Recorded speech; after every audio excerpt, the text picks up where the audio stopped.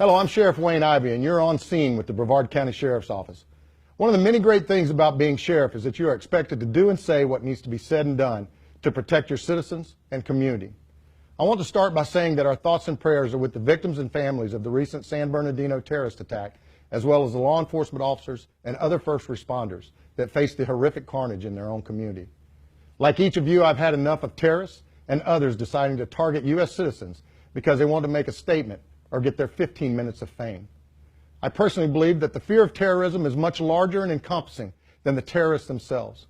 I encourage our media partners across the country to stop giving these terrorists the benefit of having free advertisement by printing or broadcasting their propaganda or actions.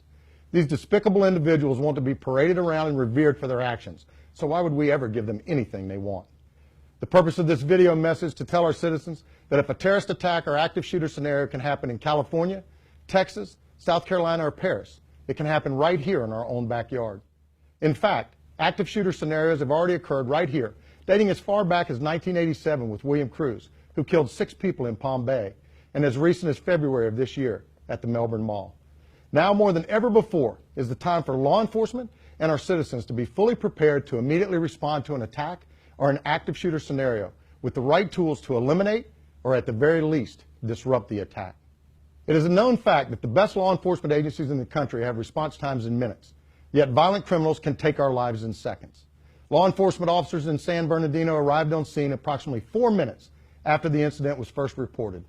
Even with that incredible response time, they arrived too late to find too many dead or critically wounded.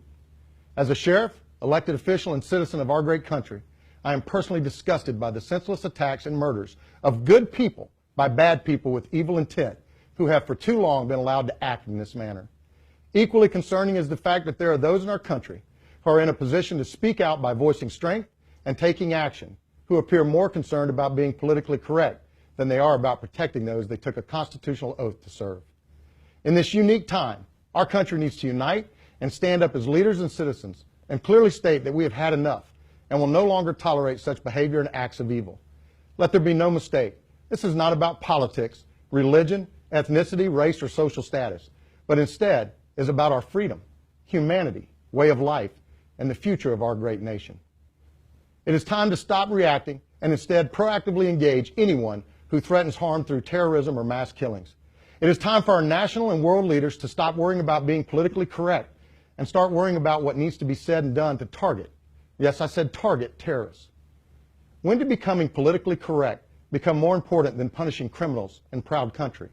It didn't, and it's time for PC to become the acronym for protecting citizens, which is government's first and only priority to its people. It's time for America to get back to being America. It's time for politicians and law enforcement leaders to stop being politically correct and be bold, patriotic, and aggressive in protecting our country, and it's time to say what needs to be said in order to do what needs to be done. So let there be no mistake in what I'm about to say.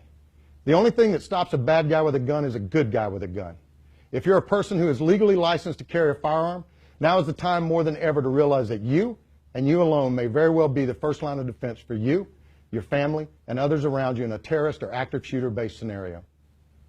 I have always had absolute faith in our citizens to partner with us to help protect our community, and I want our citizens to always be alert and vigilant. However, let me be very clear in saying this is much deeper.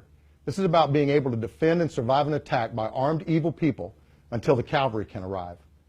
I am in no way suggesting that we as citizens take on a vigilante role. What I am saying is that we need to be mentally and physically prepared to respond to an attack so we can effectively defend and protect ourselves in an emergency. Our communities are blessed with many military veterans and other incredible citizen heroes who are willing and ready to stand up and say enough is enough, and this will not happen on my watch. Together we can make a difference. Evil people look to take advantage of weakness, but one good person at the right place and time will make the difference. If you're not someone who is comfortable with a firearm, then we encourage you to always remember these 3 things when faced with a violent individual or active shooter. Run. Think beforehand about how you could escape an emergency. Don't stop to collect your things, and warn people to stop them from entering the dangerous area. Hide. Get out of view, preferably behind a locked door. Barricade furniture in front of the door and turn off the lights. Stay quiet. Silence your cell phone and wait for the first responders to appear. Fight. If you're unable to escape by running or hiding, then there is only one other option, and that is to fight with every ounce of passion you have. Arm yourself with anything available, and remember, this is not a fair fight. It is a fight for survival, a fight for your life. If you are someone who has a concealed carry permit or is interested in obtaining one, I invite you to take advantage of our self-defense through tactical shooting and decision-making course that is held at our firing range on the last Saturday of each month. This one-of-a-kind course teaches attendees about tactical positioning, laws relating to stand your ground and self-defense, as well as self-defense through mental preparedness. For more information on the course and to register to attend, please visit our website at brevardsheriff.com or contact our Career Development Unit at 321-264-5201. Please remember that this message is not intended to scare, but instead is intended to prepare everyone for the remote possibility that you find yourself in a violent confrontation. This message is about not waiting to take action. In closing, we ask our citizens to remain vigilant and to remember, if you see something, say something. In the aftermath of almost every mass shooting or terrorist incident, there have been those that came forward and said, I knew something was wrong, or I didn't want to report something suspicious and be wrong. On behalf of our agency and community, I encourage you to contact us if you become suspicious in any way of anyone who causes you concern. If your suspicions turn out to be wrong, that's okay, as we will all still be safe.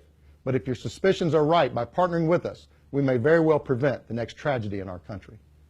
On behalf of the 1,500 proud men and women of the Brevard County Sheriff's Office, thank you for your continued support of our agency and for doing everything you can to help us keep Brevard County a safe place to call home. We'll see you the next time on Scene.